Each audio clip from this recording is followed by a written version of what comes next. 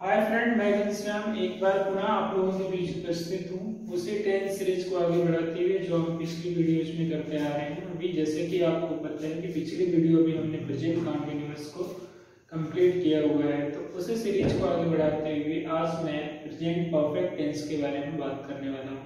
तो जी दोस्तों, देखते हैं कि प्रेजेंट परफेक्ट टेंस में क्या होता है, कैसे होता है, यानी जैसे उसकी रिकॉग्निशन यानी पहचान क्या होती है, हेल्पिंग वर्ब उसमें क्या आता है और वर्ब कौन सी लगाई जाती है, और साथ ही साथ हम उसे कैसे ट्रांसलेट करते हैं। तो इस वाले पूरे डिस्क्रिप्शन के बारे में मैं आपको आज बताने वाला हूँ। तो चलिए देखते हैं। बोर्ड पे जैसे कि आपको मैंने पहले से ही यहाँ पे पूरा लिख रखा है प्रेजेंट परफेक्ट टेंस के बारे में। जी दोस्तों, तो देखिए सबसे पहले मैंने ऊपर लिखा हुआ है प्रेजेंट परफेक्ट टेंस। जैसे कि आप यहाँ पे देख रहे हैं कि मैंने लिखा है प्रेजेंट परफेक्ट टेंस। जी हाँ, तो कई बार टेंस की मतलब हिंदी जानने की जरूरत होती है। तो मतलब प्रेजेंट की हिंदी क्या है, वर्तमान, परफेक्ट का क्या है, कोड है, और टेंस का क्या है, काल है। तो जी फ्रेंड, हमें आज यहाँ पे बात करनी है प्रेजेंट परफेक्ट टेंस के बारे में, जिसकी हिंदी है वर्तमान, कोड, काल। तो इसमें ये बताया जाएगा सबसे आसान में कि कोड मतलब पूरा है। नहीं तो सिंपल से एक बात अगर मैं कह दूं तो यहाँ पे वर्तमान, कोड, काल में आपको किसी भी काम के समाप्त होने के बारे में बताया जाएगा। जी बिल्कुल सही है। तो आइए हम क्यों ना इसके रिकॉग्निशन की बात करते हैं। रिकॉग्निशन बोलो तो मतलब पहचान की बात करते हैं, ठीक है। तो देखिए जैसे कि यहाँ पे मैंने रिकॉग्निशन लिख रखा है और उसकी हिंदी होती है पहचान। उसकी हिंदी क्या होती है, पहचान। चुका है, चुकी है, चुकी है, ये नॉर्मल तौर से कहा जाता है। चुका है, चुकी है, चुके। अब जैसे चुका है, चुकी है, चुके हैं, तो नॉर्मल बातें हैं। आपने जब सुन रखा होगा कि वह क्रिकेट खेल चुका है, वो भोजन बना चुकी है। तो कई बार दोस्तों हमारे पास ऐसे सेंटेंसेज आ जाते हैं जिसमें कि चुका है, चुकी है, चुके हैं नहीं आता है, लेकिन फिर भी वो प्रेजेंट परफेक्ट टेंस में आता है।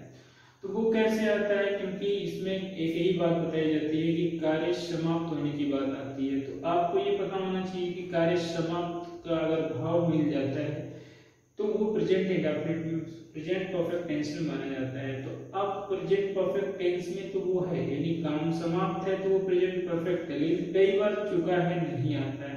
तो उस तरह से वाक्यों को पहचानने के लिए मैंने एक अलग पहचान बनाई हुई है। जरा देखिए, आ ई ए है, यानी आ ई ए है। तो अगर यहाँ पे देखा जाए कुछ ऐसे वाक्य कर लिया जाए जैसे कि वह मर गया है। तो मर गया है मतलब काम उसका समाप्त है, यानी वो आया है। अगर बोला जाए वो आया है तो काम यहाँ भी समाप्त है। जैसे आप चुका के माध्यम से समझ लीजिए कि वह आ चुका है, तो ये तो आपको समझ में आ जाएगा कि प्रेजेंट परफेक्ट में है। लेकिन अगर कोई कह दे वो आया है तो काम तो यहाँ भी समाप्त है। तो दोनों में डिफरेंस क्या है कि मतलब चुका है वहां ये तो सीधे दिख जाता है, लेकिन आया है यहाँ पे सोचना पड़ता है, समझना पड़ता है कि कार्य हमारा समाप्त हो गया है। तो जस्ट आप यहाँ पे देख लीजिए आ ई ए है, तो मैं यहाँ पे आपको चुका में भी ये दिखा सकता हूँ, ये बता सकता हूँ कि आ ई ए प्लस है दिखता है। जैसे चुका कहेंगे तो आ और है दिख गया, चुकी में ई है और है भी दिख रहा है। चुकी बोले तो ए है और है, तो यदि ये कहा जाए कि ये वाली जो डिफिनीशन, ये वाली जो पहचान है वह प्रेजेंट परफेक्ट टेंस के लिए परफेक्ट है। रीजन है क्योंकि वो चुका है, चुकी है, चुके हैं में भी मिलेगा, और वो जो नॉर्मल बेस पे बोला जा रहा है जो आया है, गई है, आए हैं, तो इसमें भी आपको मिल जाएगा। तो जी फ्रेंड, मैं उम्मीद करता हूँ कि आप प्रेजेंट परफेक्ट टेंस की पहचान पूरी तरह से समझ चुके होंगे। तो अब मैं दूसरी वाली बात करता हूँ हेल्पिंग वर्ब की। तो हेल्पिंग वर्ब में आप देखेंगे यहाँ हैज और हैड की बात की गई है। किसकी बात की गई, हैज और हैड। तो हैज जो होता है ना वो सिंगुलर का है, और हैड जो होता है वो प्लूरल का है। या तीसरे नंबर की बात करें वर्ब, तो वर्ब कौन सी लगेगी दोस्तों, वर्ब लगेगी थर्ड फॉर्म में। किस फॉर्म में लगेगी, थर्ड फॉर्म, याद रखिए। और मैं हमेशा के लिए बता दूं कि अगर परफेक्ट की बात करनी है तो वर्ब आपकी थर्ड फॉर्म में ही आनी है। तो जो यहाँ पे अब मैं उम्मीद करता हूँ कि आप प्रेजेंट परफेक्ट टेंस की पहचान, हेल्पिंग वर्ब और वर्ब के बारे में समझ चुके होंगे। तो जी दोस्तों, अब चलते हैं हम ट्रांसलेशन की तरफ, एग्जाम्पल के माध्यम से समझते हैं। तो आइए एग्जाम्पल यहाँ पे देखिए। किसका लेंगे, अफर्मेटिव सेंटेंस। अगर हिंदी बोला जाए तो वह सकारात्मक वाक्य होता है। अब यहाँ पे पहला वाक्य देखते हैं, वह स्कूल जा चुका है। बिल्कुल आपने सही सुना कि वह स्कूल जा चुका है। बिल्कुल जैसे ही हमें पता चला कि ये चुका है तो हम समझ जाएंगे प्रेजेंट परफेक्ट टेंस। क्यों? क्योंकि कार्य समाप्त होने की बात हो गई ना, वह स्कूल जा चुका है।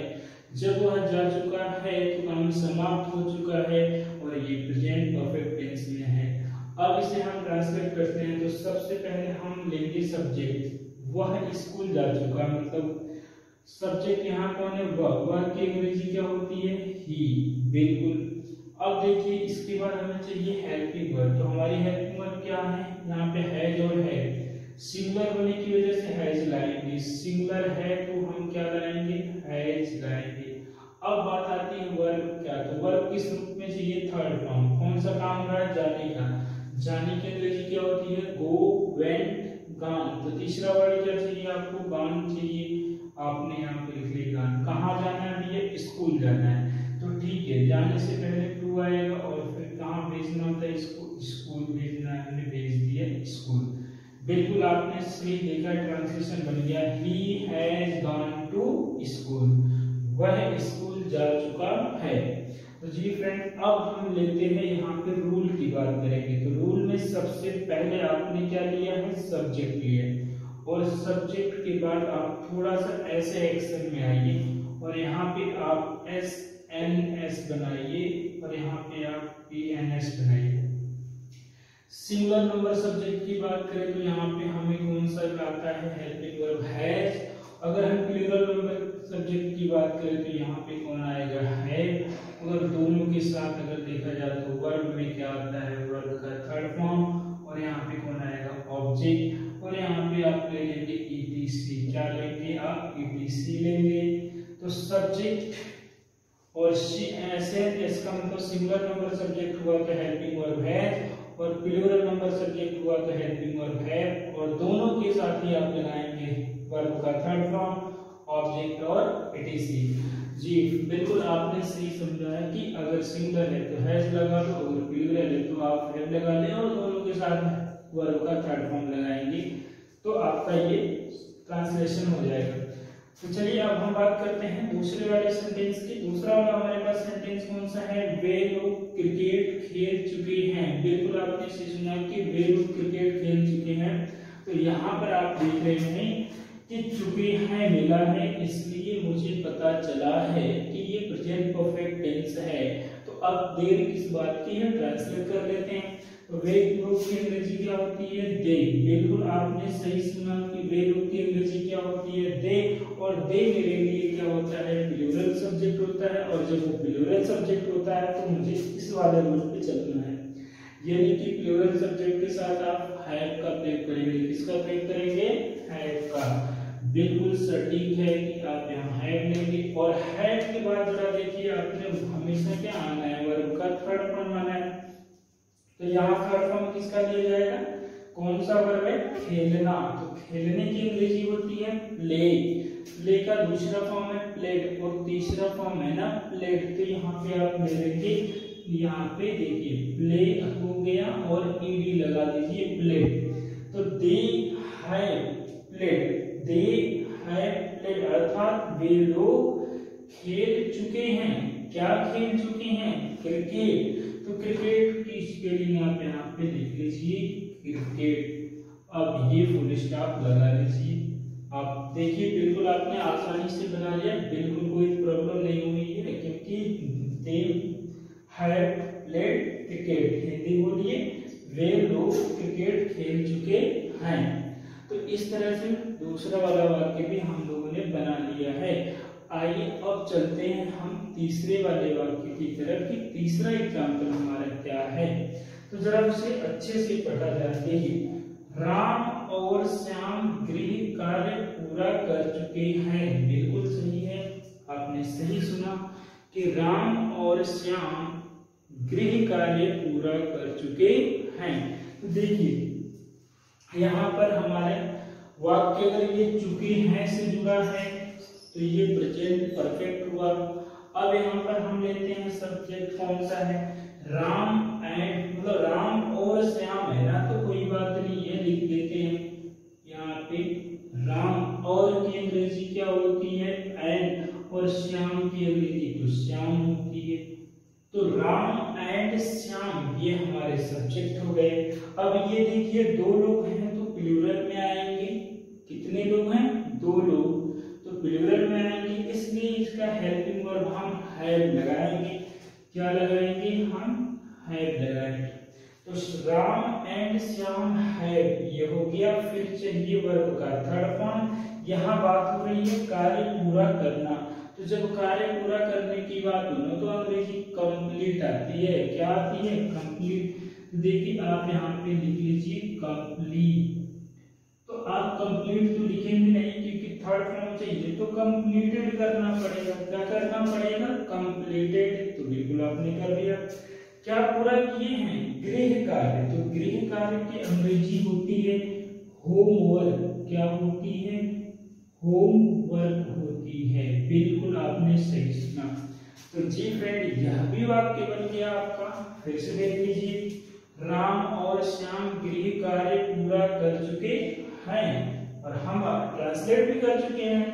Ram and Shyam have completed homework, यानी कि राम और श्याम गृह कार्य पूरा कर चुके हैं। तो मुझे उम्मीद है फ्रेंड्स कि आप प्रेजेंट परफेक्ट टेंस का अफर्मेटिव सेंटेंस आसानी से बना लेंगे, जैसे कि मैंने एग्जांपल्स के माध्यम से और रूल के माध्यम से बताया है। मैं उम्मीद करता हूं कि आप प्रेजेंट परफेक्ट टेंस का अफर्मेटिव सेंटेंस आपने सीख लिया होगा। तो चलिए बिना देर करते हुए हम इसके दूसरे वाले सेंटेंस की बात करते हैं, जो दूसरे नंबर पे आता है। टेंस यही रहेगा आपका, प्रेजेंट परफेक्ट टेंस ही रहेगा, बट सेंटेंस बदल जाएगा अफर्मेटिव से इंटरोगेटिव सेंटेंस। क्या बदलेगा? अफर्मेटिव से इंटरोगेटिव सेंटेंस होगा। मतलब ये कि प्रश्नवाचक वाक्य की बात करनी है। जैसा होता है कि प्रश्नवाचक वाक्य को देख करके मुश्किल सी होने लगती है, यानी कि समस्यात्मक लगता है, बट आप धैर्य रखें, मैं बिल्कुल आसान तरीके से सिखा दूंगा। बिल्कुल ही एक छोटा सा परिवर्तन करना होगा, और उस छोटे से परिवर्तन से हम अपना अफर्मेटिव से इंटरोगेटिव सेंटेंस को बना पाएंगे। तो चलिए देखते हैं हम छोटा सा कौन सा परिवर्तन करने वाले हैं। तो देखिए यहाँ पर मैंने पहले से ही लिख रखा हुआ है आपका इंटरोगेटिव सेंटेंस। जी फ्रेंड यहाँ पे मैं एक बात और भी बोलना चाहूंगा कि इंट्रो मत कहिए, बहुत सुनने में आता है इंट्रोगेटिव, तो ये गलत होता है। आप आसानी से बोलिएगा इंटरोगेटिव सेंटेंस, इंटरोगेटिव, ठीक है।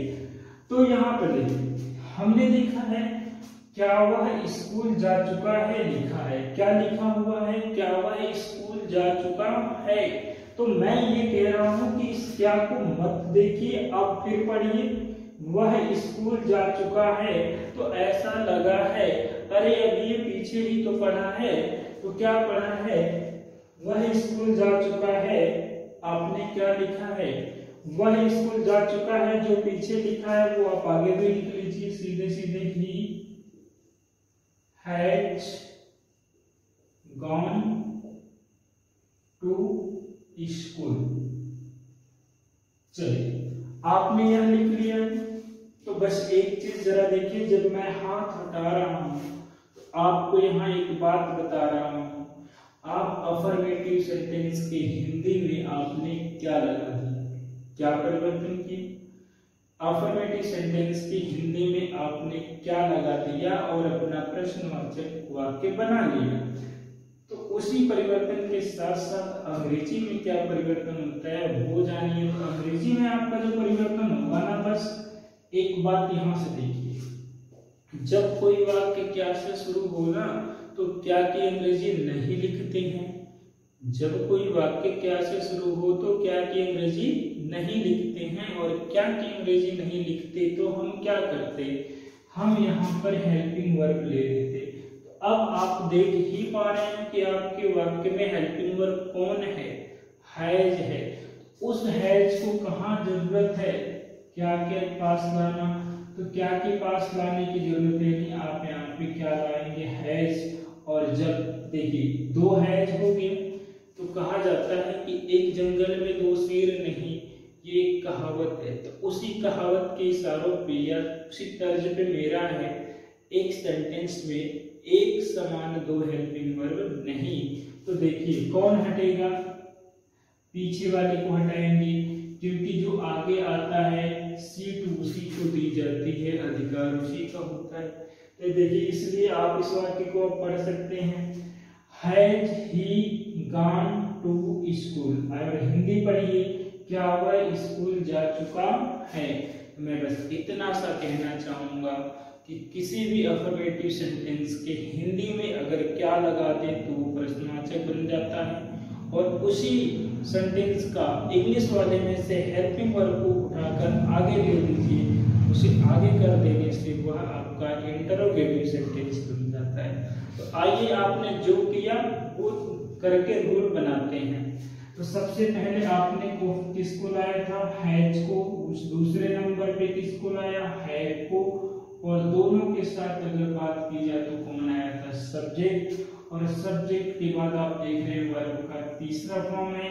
अब इसके बाद अगर बात करें तो ऑब्जेक्ट आएगा, ऑब्जेक्ट के बाद आप इंग्लिश लेंगे, और यह आपका रूल बनके हो जाता है तैयार। अब हम बात करते हैं एक अगले सेंटेंस की। तो अगला सेंटेंस हमारे पास कौन है, जरा उस पे गौर करें और उसे देखें। यहाँ पे आप देख पा रहे हैं कि क्या वे लोग क्रिकेट खेल चुके हैं। जी बिल्कुल सही है कि एक प्रश्न आपके सामने बन गया कि क्या वे लोग क्रिकेट खेल चुके हैं। जी बिल्कुल सही है। तो अगर क्या को कवर कर लेते हैं तो आपको ऐसा लगेगा कि अरे ये वाक्य तो पीछे ही था, वे लोग क्रिकेट खेल चुके हैं। देखिए वे लोग क्रिकेट खेल चुके हैं, यानी जिसे आप पहले ही बना चुके हैं तो आप उसी तरह से बना लीजिए, सीधी सी बात है। आप यहाँ पे ले लीजिए दे हैव, और फिर क्या प्लेड, क्या खेले हैं, क्रिकेट खेले हैं। तो ठीक है। अब देखिए इस वाले ही अफर्मेटिव के हिंदी में क्या चेंज कर दिया, क्या जोड़ दिया। तो आपने इसमें क्या जोड़ दिया, यानी क्या ही तो जोड़ा है। और जब हिंदी में क्या जुड़ जाता है तो मैं कहता हूं कि अंग्रेजी में हेल्पिंग वर्ब को क्या के नीचे रख दो, यानी इंग्लिश ट्रांसलेट करते समय हेल्पिंग वर्ब को पहले रख लो। तो आपके पास हेल्पिंग वर्ब कौन है, हैव है ना। तो ठीक है, हैव को कह दो भाई तुम पहले आ जाओ। अब यहाँ से हैव जब पहले आएगा तो बीच से तो हटा ही दिया जाएगा। तो अब जब यहाँ से बीच से हटा देंगे, आप देख लीजिए हैव दे प्लेड क्रिकेट। तो बस ये आपका क्वेश्चन वाला बन गया। आप बिल्कुल आसानी से समझ पा रहे होंगे कि अगर हिंदी में क्या है तो अंग्रेजी में हेल्पिंग वर्ब हमारा पहले आएगा, इतना फिक्स है, जिस हिसाब से यहाँ पे हमने किया हुआ है। अब आइए, इंटरोगेटिव सेंटेंस में 2 प्रकार के वाक्य होते हैं। एक जो होता है क्या पहले लग जाता है, और एक जो होता है ना वो बीच में आता है, कब, क्यों, कहाँ, कैसे। तो आप बिल्कुल न घबराएं, क्योंकि मैं बताने वाला हूं ऐसे भूल न पाएंगे आप जैसे। तो चलिए थोड़ा सा इंतजार करना है, फिर सीखना है। तो कोई थोड़ा सा इंतजार का मतलब यहाँ पे एक परिवर्तन देखना है। तो जो परिवर्तन आपका है वो देखिए क्या है। अब तक आपने क्या को पहले देखा है, लेकिन अब जो पाएंगे वो बीच में आएगा। कब भी आ सकता है, क्यों भी आ सकता है, और कैसे भी आ सकता है। तो देखना है कि मैं बताता हूं उसे कैसे। तो देखिए वह क्या खरीद चुका है, यानी अब जो क्या है ना वो कहाँ आ गया, बीच में आ गया। तो मुसीबत तो बड़ी है लेकिन घबराने की बात नहीं है, और ये बहुत ही छोटी बात है। अगर जो ना समझे तो फिर तो बड़ी बात हो सकती है। लेकिन देखिए जब भी बीच में कब, क्यों, कहाँ, कैसे आए तो आप बिल्कुल ना घबराएं, उसे सीधी सी बात में क्या बना दें, गोला। मेरे कहने से बना दीजिए, ट्रांसलेशन आसान हो जाए।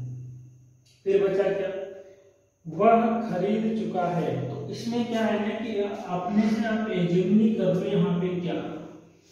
अब एक बात समझ में आ गई, इस वाले को नहीं पढ़ना, इसको पढ़िए, क्या वह खरीद चुका है। तो जब आपका क्या शब्द पहले होता है ना, तो आप हेल्पिंग वर्ब तो पहले लाएंगे, ये तो पता ही है। तो यहाँ पे सब्जेक्ट कौन है? ही, और ही के साथ हेल्पिंग वर्ब कौन आता है? आपका है जाएगा। और बात आई खरीदने की, तो खरीदने की स्पेलिंग होती है बाई, और थर्ड फॉर्म की बात करें तो बाय। तो यहाँ पे क्या हो जाएगा आपका थर्ड फॉर्म बाय। अब देखिए क्या पहले है, तो हैज पहले, सब्जेक्ट ही और बाय। हैज ही बाय क्या हुआ? खरीद चुका है। अब आपने लगभग सारे वर्ड की स्पेलिंग लिख ली, लेकिन एक वर्ड है जो स्पेलिंग जिसकी अभी आपने नहीं लिखी है, जिसकी अंग्रेजी नहीं लिखी, वो अंग्रेजी क्या क्या? तो जो बीच वाला है ना, उसको क्या करते हैं? पहले रख देते हैं। तो सीधे सीधे आप इसे पहले रख करके और पढ़ दीजिए, व्हाट हैज ही बॉट, वह क्या खरीद चुका है। तो बिल्कुल इसमें सिंपल है, जब भी कोई बीच में कब क्यों कहाँ कैसे आए तो उसको गोला बना दीजिएगा और आगे क्या लगा के अपना वाक्य बना लीजिए, क्योंकि क्या वाला आसान है। और जब वाक्य बन जाए तो बीच वाले की अंग्रेजी उठा करके पहले रख लीजिए। चलिए एक और हम करके देख लेते हैं। ये जैसे कह रहा है, तुमने अपना गृह कार्य पूरा क्यों नहीं किया? ठीक है, क्यों नहीं किया है तो मतलब कोई कंप्लीट की बात कर रहा है। तो यहाँ पे देख रहे हैं कि प्रश्न कहां से बन गया है? क्यों, किससे बना है? क्यों से बना हुआ। अब चलिए देखते हैं कि इस तरह तुमने अपना कार्य पूरा क्यों नहीं किया है। तो अब देखिए मैं कह रहा हूं ना यहाँ पे क्या लगाने की, किसकी बात कर रहा हूँ मैं, क्या लगाने की बात कर रहा हूँ। तो जैसे ही आपका क्या जो है ना कि पहले आ जाएगा ना, तो आपको पता है कि आपके हेल्पिंग वर्ब कहाँ आनी चाहिए? पहले आनी चाहिए। तुम की अंग्रेजी होती है यू, तो यू से पहले आप क्या लेंगे? अपना हेल्पिंग। मान लीजिए यहाँ आपका सब्जेक्ट हो गया तुम, ठीक है। तो अब आप इसके बाद पहले क्या लेंगे? अपना हेल्पिंग वर्ब लेंगे हैव। तो ये हो गया हैव यू, ठीक है। अब पूरा करने की बात है तो मैंने पहले भी बता रखा है कि पूरा करने की अंग्रेजी क्या होती है? कंप्लीट। तो यहाँ पर क्या देखिए, चूंकि ना नहीं है तो नहीं की अंग्रेजी यहाँ पे ले लेंगे नॉट, और पूरा करने की अंग्रेजी क्या होती है? कंप्लीट। तो यहाँ पे बात करेंगे आप कंप्लीटेड, ठीक है। और क्या कंप्लीटेड करने की बात हो रही है? गृह कार्य। तो गृह कार्य की अंग्रेजी होमवर्क होती है, क्योंकि यहाँ कम जगह है इसलिए HW कर देता हूँ, ठीक है। Have you not completed, sorry यहाँ पे एक वर्ड हमारा छूट रहा है, जैसे कि अपना। अपने की अंग्रेजी क्या होती है? यू के साथ क्या होती है? अपने की अंग्रेजी होती है यू। अब यहाँ पे देखिए स्पेस का मैं इसलिए गृह कार्य सब लोग जानते हैं होमवर्क, उसका शॉर्ट फॉर्म भी होता है HW होता है। तो यहाँ पे देखें पूरा का पूरा सेंटेंस हमने बना लिया है, लेकिन एक कोला किया हुआ है जिसकी अंग्रेजी छूटी हुई है, वो क्या है? क्यों। क्यों की अंग्रेजी हम क्या करेंगे? पहले रख देंगे, ठीक है। तो जस्ट हम रख दिया पहले। Why have you not completed your homework? यहाँ पे क्वेश्चन मार्क लगा लीजिए स्पेस पर में। जी फ्रेंड, तो ये भी आपने बता लिया कि तुमने अपना गृह कार्य पूरा क्यों नहीं किया? Why have you not completed your HW यानी कि होमवर्क। तो जी फ्रेंड, मुझे उम्मीद है कि आप सब प्रेजेंट परफेक्ट टेंस का अफर्मेटिव सेंटेंस और साथ ही साथ आपको इंटरोगेटिव सेंटेंस समझ में आ गया होगा। अभी हम इसके शेष बचे हुए 2 सेंटेंसेस की बात आपसे करने वाले हैं, जैसे कि नेगेटिव और इंटरोगेटिव सेंटेंस की बातें करेंगे। हाय फ्रेंड्स, जस्ट अभी हम लोग जो कंप्लीट किए हैं, मैं अफर्मेटिव सेंटेंस और interrogative sentence present perfect tense का, तो जस्ट उसी का आगे हम लोग लेने वाले हैं। तीसरे सेंटेंस की बात करने वाले हैं, नेगेटिव सेंटेंस। तो आइए देखते हैं नेगेटिव सेंटेंस कैसे बनता है। तो देखिए यहाँ पे जैसे कि मैंने पहले ही लिख रखा है यहाँ पे नेगेटिव सेंटेंस, जिसको हम नकारात्मक वाक्य कहते हैं। तो देखिए यहाँ पे जैसे लिखा हुआ है, वह स्कूल नहीं जा चुका है। अभी भी हम लोग जैसे कि पढ़े हैं कि अफर्मेटिव सेंटेंस में कि वह स्कूल जा चुका है, और इंट्रोगेटिव में पढ़े क्या वह स्कूल जा चुका है। तो उसी से आगे हमारा नेगेटिव सेंटेंस आता है, जिसमें हमने आपको दिखाया है, यहाँ पे लिखा है वह स्कूल नहीं जा चुका है। तो ठीक है भाई, ये चुका है तो परफेक्ट है, और नहीं लगा है तो नेगेटिव सेंटेंस है। तो तो वह की अंग्रेजी देखते हैं, तो वह की अंग्रेजी क्या होगी, यहाँ पे वह की अंग्रेजी ये होगी। और इसके बाद आपको पता है सब्जेक्ट के बाद हम हेल्पिंग वर्ब लेते हैं, तो हमारी हेल्पिंग वर्ब होने वाली है यहाँ पे हैज, क्योंकि सिंगुलर के साथ तो सिंगुलर ही आता है। तो ही हैज और नहीं की अंग्रेजी क्या होती है, नॉट। मैं आपको बिल्कुल बता दूं कि यदि हिंदी में नहीं होता है तो इंग्लिश में नॉट सही होता है। तो बिल्कुल आप देखिए ही हैज नॉट, और जाने की अंग्रेजी गो होती है, लेकिन हमें चाहिए थर्ड फॉर्म, तो गो वेट गॉन, तो हम यहाँ पे पा जाएंगे अंग्रेजी गॉन। अब बात करिए जाने की, कहाँ जाने की हुई है, स्कूल, तो यहाँ पे आप ले सकते हैं टू, और यहाँ पे हम जोड़ सकते हैं स्कूल। क्या जोड़ सकते हैं, स्कूल जोड़ सकते हैं, बिल्कुल। देखिए यहाँ पे आपको सेंटेंस कंप्लीट होता है, he has gone to school. जी बिल्कुल आपने बना लिया है, वह स्कूल नहीं जा चुका है, इंग्लिश बनी है he has not gone to school. तो जी दोस्तों समझ में बिल्कुल आ गया होगा। तो आइए हम लोग इसी सेंटेंस से रूल को बना लेते हैं। रूल आगे क्या कहता है, सबसे पहले हमने यहाँ पे जो लिया है वो है आपका सब्जेक्ट। क्या लिया हुआ है, सब्जेक्ट सॉरी सब्जेक्ट के बाद अगर बात करें तो हमने यहाँ पे लिया है, जिसको मैं ऐसे मानता हूँ कि SNS हमें लिख लेना चाहिए। इससे क्या होता है, सिंगुलर प्लूरल क्लियर रहता है। तो सिंगुलर नंबर के साथ हमारी हेल्पिंग वर्ब आएगी हैज, और प्लूरल नंबर के साथ हमारी हेल्पिंग वर्ब होगी हैव, और दोनों के साथ ही हम लगा सकते हैं क्या, NOT, जिसे हम कहते हैं नॉट। और इनके बाद हम ले सकते हैं अपना वर्ब, और वर्ब के बाद अगर प्लस में जोड़ दें तो यहाँ आप ऑब्जेक्ट लिखिए, और ऑब्जेक्ट के बाद आप यहाँ पे लिख लीजिए ABC। तो अगर देखा जाए ये वाला नेगेटिव सेंटेंस का रूल बन चुका है। जैसे देखेंगे अगर हम वर्ब की बात करें तो जैसे नॉट के बाद वर्ब आएगा तो ये हमेशा ही किस फॉर्म में आएगा, आपके थर्ड फॉर्म में आएगा। तो जी फ्रेंड ये रूल आपका क्लियर हो गया। अब हम लेते हैं सेकंड एग्जांपल, जैसे कि आप यहाँ देख पा रहे हैं सेकंड नंबर पे मैंने लिखा हुआ है वे लोग क्रिकेट नहीं खेल चुके हैं। क्या, वे लोग क्रिकेट नहीं खेल चुके हैं। तो चुके हैं तो ये परफेक्ट का है, और नहीं आया है तो ये नेगेटिव सेंटेंस है। तो चलिए देर न करें बनाते हैं। वे लोग की अंग्रेजी होती है THEY, मतलब दे। अब ये आप देख रहे हैं कि दे है तो वे लोग हैं, मतलब ज्यादा लोग हैं, तो प्लूरल है तो आपको कौन हेल्पिंग वर्ब मिलेगा, है। तो यहाँ पे आप हेल्पिंग वर्ब अपना ले लेंगे है, और देख रहे होंगे कि है के बाद सीधे कौन आता है, नॉट। तो यहाँ पर आप NOT कर दीजिए, नॉट, दे हैव नॉट। अब इसके बाद आप चाहिए वर्ब। यहाँ कौन सी बात हो रही है, कौन सा क्रिया करना है, खेलना है। तो खेलने की अंग्रेजी क्या होती है, प्ले। तो आप यहाँ पे लिख दीजिए प्ले। लेकिन एक बात का ध्यान तो है ना कि थर्ड फॉर्म लगाना है, तो ED यहाँ पे बुलाना है। मतलब अब इसे कह के दिखाना है दे हैव नॉट प्लेड, वे नहीं खेल चुके हैं। क्या नहीं खेल चुके हैं, क्रिकेट। तो सिंपल सी बात है, यहाँ पे क्रिकेट को क्रिकेट जोड़ दिया जाए। अब इसे पूरा का पूरा पढ़ के दिखाया जाए। वे लोग क्रिकेट नहीं खेल चुके हैं, मतलब इंग्लिश लिखिए they have not played cricket.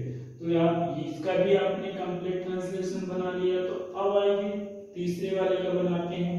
तीसरे नंबर में हमने यहाँ पे लिख रखा है, जैसे कि आपको दिख भी रहा है, राम और श्याम गृह कार्य पूरा नहीं कर चुके हैं। जैसे ही मिला है चुके हैं, हमने समझा है इसे प्रेजेंट परफेक्ट टेंस, और बीच में इसके नहीं शब्द आया है, मतलब ये निगेटिव सेंटेंस की बात करेगा। तो देखिए यहाँ पे हमारा सब्जेक्ट कौन है, राम और श्याम, दो लोग हैं, कोई बात नहीं। राम मतलब और की अंग्रेजी क्या होती है, एंड। अब इसके बाद श्याम, तो श्याम की अंग्रेजी तो भाई श्याम ही होती है। अब देखिए सब्जेक्ट आपने लिख लिया राम एंड श्याम, तो यहाँ पे सब्जेक्ट में दो लोग हैं, मतलब ये प्लूरल हुआ कि नहीं, प्लूरल हुआ। तो जब इसमें कौन आएगा, आपका है, हेल्पिंग वर्ब कौन आ जाएगा आपके लिए, यहाँ पे आएगा है। अब आप यहाँ पे एक चीज देख पा रहे होंगे कि आपने हेल्पिंग वर्ब लिखा है, अब क्या चाहिए आपको, नॉट, क्योंकि नहीं शब्द आया हुआ है। तो तो यहाँ पे नहीं के लिए आप ले लीजिए NOT मतलब नॉट। अब नॉट के बाद क्या चाहिए, वर्ब का थर्ड फॉर्म। तो आइए देखते हैं यहाँ पे वर्ब का थर्ड फॉर्म कौन है। तो सबसे पहले तो वर्ब चाहिए कि पूरा नहीं कर चुका, तो पूरा करने की अंग्रेजी होती है कंप्लीट। अगर थर्ड फॉर्म की बात करें तो हो जाएगा कंप्लीटेड। तो बिना देर करते हुए यहाँ लिख कर दिखाते हैं क्या, कंप्लीटेड, यानी हमने लिख लिया है कंप्लीटेड। अब देखा जाए कि क्या नहीं पूरा किया है, तो वह पूरा नहीं किया है गृह कार्य, जिसकी इंग्लिश होती है होमवर्क। क्या होती है, होमवर्क। स्पेस की कमी अगर नजर आ रही है तो हम सीधे इसे HW भी कह सकते हैं। क्या कह सकते हैं, HW मतलब होमवर्क होता है। चलिए तो फ्रेंड मुझे पूरा विश्वास है कि आप नेगेटिव सेंटेंस का भी ट्रांसलेशन करना सीख गए होंगे बिल्कुल आसान भाषा में। तो अब हम चलते हैं इसके आगे और इसके अगले वाले पार्ट को सीखते हैं, जो इसके अगले नंबर पे आता है। उसका नाम है इंट्रोनेगेटिव सेंटेंस। देखते हैं कि इंट्रोनेगेटिव सेंटेंस कैसे बनेगा। तो मुझे तो पूरा विश्वास है कि जब नेगेटिव सेंटेंस आपने बना लिया है तो आप इंट्रोनेगेटिव भी बना लेंगे, क्योंकि उसमें थोड़ा सा ही परिवर्तन करना है, एक जरा सा परिवर्तन है, एक छोटा सा परिवर्तन, जिसकी सहायता से आप नेगेटिव को इंट्रोनेगेटिव में बदल सकते हैं। तो आइए देखते हैं कि वो छोटा सा परिवर्तन क्या है और कैसे। तो यहाँ पे देखिए, जैसे कि हमारे सेंटेंस है, यहाँ पे मैंने इस तरीके से इसे जोड़ने का काम किया है। तो ये देखिए इंटरो हो गया। अब यहाँ पे आप NE जोड़ दीजिए और पढ़िए। तो इंट्रोनेगेटिव सेंटेंस हमारे क्या बना हुआ है, इंट्रोनेगेटिव सेंटेंस मतलब प्रश्नवाचक नकारात्मक वाक्य। ऐसा वाक्य होगा जिसमें प्रश्न भी होगा और नहीं भी होगा, दोनों साथ होगा, और यही कहीं होगा आपके बोर्ड पे कि प्रश्न भी दिखेगा नहीं भी आएगा। तो उस वाले वाक्य को हम बोलेंगे प्रश्नवाचक नकारात्मक वाक्य। इन इंग्लिश की बात करें तो इंट्रोनेगेटिव सेंटेंस बोलेंगे। तो चलिए बिना देर करते हुए ऐसे भी वाक्य को ट्रांसलेट करते हैं। जैसा यहाँ पे पहले ही देख पा रहे हैं आप, मैंने लिखा हुआ है कि क्या हुआ है, स्कूल नहीं जा चुका है। तो देखिए बिल्कुल आपको दिख गया क्या और नहीं। तो मैं आपसे एक बात बताना चाहता हूं कि अगर इस क्या को आप ना दिखाओ फिर पढ़ के दिखाओ, वह स्कूल नहीं जा चुका है, तो ऐसा लग रहा है कि अभी अभी तो इसको पढ़ा है। कहां पे, यहाँ, वह स्कूल नहीं जा चुका है। तो देखिए हिंदी में आपने क्या किया हुआ है, क्या जोड़ दिया है। अगर हिंदी में क्या जोड़ दिया है ना, तो वो प्रश्न बन गया, यानी प्रश्नों के साथ साथ नकारात्मक भी है, प्रश्न भी है और नकारात्मक। तो उसी वाले नहीं वाले वाक्य में आप क्या कर सकते हैं, सिर्फ उसके हेल्पिंग वर्ब को आगे रख सकते हैं। आइए आगे रखने के प्रोसेस में मैं एक बात बताता हूँ कि सबसे पहले अगर हम इसको कवर कर ले तो ये आपको मिल रहा है कि वह स्कूल नहीं जा चुका है। तो आप जरा इधर भी देख पा रहे होंगे कि वह स्कूल नहीं जा चुका की पूरी अंग्रेजी आपने लिखी हुई है। तो मैं यहाँ पे सिखाता हूँ कि आप ये जो दिख रहा है ना, इसको पूरा का पूरा लिख लो। He has not gone, और फिर क्या, टू, और फिर क्या, स्कूल। ठीक है, ये आपने लिख लिया। तो मैं देखता हूं कि यहाँ जो हिंदी वाला वाक्य था उसमें एक हिंदी में हमने क्या ऐड कर दिया है ना, तो वो क्या है कि प्रश्नवाचक और नकारात्मक दोनों बन गए। तो आप इंग्लिश में क्या करो ना कि हेल्पिंग वर्ब को पहले कर दो। तो यानी यहाँ पे आपको हो जाएगा हैज। तो अब देखने में आ रहा है ये तो दो हैज का प्रयोग है, नहीं, क्योंकि अगर जो वाक्य क्या से शुरू होता है ना तो उसकी अंग्रेजी तो नहीं लिखते, क्या की अंग्रेजी नहीं लिखते। तो क्या की अंग्रेजी नहीं लिख करके यहाँ पे क्या लाते हैं, हेल्पिंग वर्ब। तो सिंपल सी बात हो गई ना कि जो वाक्य क्या से शुरू होगा तो उसकी अंग्रेजी तो नहीं लिखेंगे, उसके जगह पे किसको लिखेंगे, हेल्पिंग वर्ब को लिखेंगे। तो मतलब ये एक हेल्पिंग वर्ब तो हटेगा, कौन वाला हटेगा भैया, जो बीच में आएगा ना उसी को हटा देंगे सीधे सीधे, और इसे हटा करके पढ़ देंगे। पढ़िए, has he not gone to school, क्या वह स्कूल नहीं जा चुका है, आपने इसको बना लिया है। अब देखिए, अगर आपको इंटरव्यू बनाने आ गया तो आइए रूल बनाते हैं। तो रूल में सबसे पहले हमने क्या किया, हैज लिया, और जब हैज लिया तो हैव भी ले सकते हैं। अब यहाँ पे देखिए, यहाँ पर अगर सिंगुलर नंबर हुआ और यहाँ पे ये हुआ प्लूरल नंबर हुआ, तो सिंगल नंबर सब्जेक्ट हुआ तो सबसे पहले यहाँ पे आपने सब्जेक्ट लिया सिंगल। अब देखिए, इसके बाद आप क्या लिए हुए हैं, एनओटी लिए हुए हैं। अब एनओटी के बाद देखिए गॉन है, ये किस में, थर्ड फॉर्म में। अब इसके बाद अगर जो कुछ भी आता है उसको ऑब्जेक्ट कहते हैं। अब इसके बाद जो चीजें आती हैं हम उसको ईटीसी में रख लेते हैं। तो बिल्कुल आप यहाँ पे देख पा रहे होंगे कि आपने इंटरोगेटिव सेंटेंस का रोल भी बना लिया। अब आइए अगले सेंटेंस पे चलते हैं। तो अगला सेंटेंस आप देख पा रहे होंगे कि क्या वे लोग क्रिकेट नहीं खेल चुके हैं।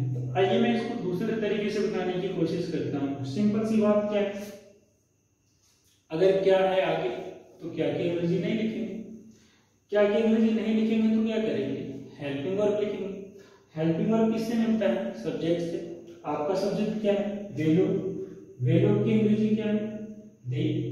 अब दे है तो दे के साथ कौन सा आएगा, प्लूरल। प्लूरल क्या है, यानी क्या की अंग्रेजी नहीं लिखते तो इसके जगह पे क्या आता है, हेल्पिंग वर्ब। आपका यहाँ पे देख पा रहे हैं कि हेल्पिंग वर्ब कौन आएगा, है। तो आप यहाँ पे सीधे सीधे क्या लिख दीजिए, है। अब आपने तो है लिख लिया, सब्जेक्ट दे लिख लिया, तो पीछे क्या चाहिए, एनओटी मतलब नॉट, एनओटी मतलब नॉट। और एनओटी के बाद देखिए क्या है, वर्ब। आपके वाक्य में वर्ब कौन सा है, यानी क्रिया कौन सी है, खेलना। क्रिया क्या है, खेलना। और अंग्रेजी क्या होती है, प्ले। थर्ड फॉर्म क्या लगेगा, प्लेड। यहाँ पे लिख दीजिए, हैव दे नॉट प्लेड। अब जी फ्रेंड, बिल्कुल आपने सही लिख लिया है कि हैव दे नॉट प्लेड, क्या वे नहीं खेल चुके हैं। जी हाँ, क्या नहीं खेल चुके हैं, क्रिकेट। तो आप क्रिकेट की इंग्लिश लिख दीजिए यहाँ पे, CRICKET, क्वेश्चन लगा दीजिए और पढ़ के दिखा दीजिए, have they not played cricket, क्या वे लोग क्रिकेट नहीं खेल चुके हैं। आपने सही ट्रांसलेशन बना लिया है।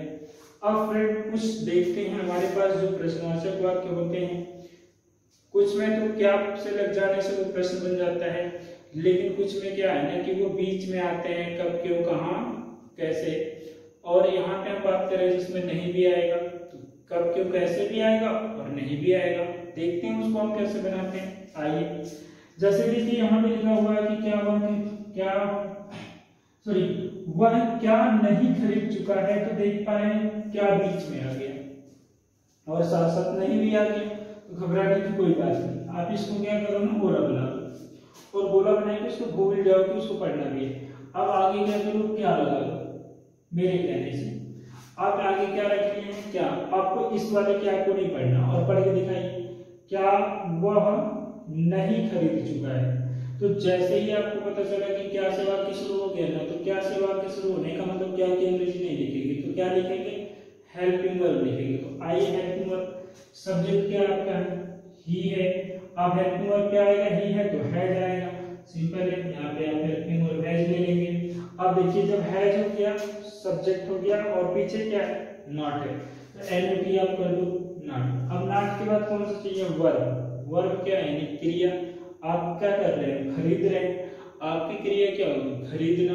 खरीदने की अंग्रेजी होती है बाई, और बाई के साथ अगर मैं थर्ड फॉर्म की बात करूं तो बट, BOUGST, यहाँ पे हो जाएगा BOUGST, बट। और कुछ है तो नहीं, तो यहाँ पे क्वेश्चन मार्क लगा लीजिए। हाँ, एक चीज हमारा छूट रहा है जिसकी हमने अंग्रेजी नहीं लिखी है, जो गोला में देखिए क्या के लिए हैज, वह की अंग्रेजी ही, नहीं का नाम, खरीदना का बाट। सबकी अंग्रेजी लिख दी, लेकिन क्या छूट गया बीच में। अब उसकी अंग्रेजी क्या है, जो छूट गया उसको सबसे पहले, तो वह क्या की अंग्रेजी, वाट। तो वाट क्या होता है, सबसे पहले। अब पढ़ के दिखा दीजिए, पूरा कंप्लीट आपका बनके हो गया। What has he not but, what has he not but, वह क्या नहीं खरीद चुका है, आप इसकी अंग्रेजी बना चुके हैं।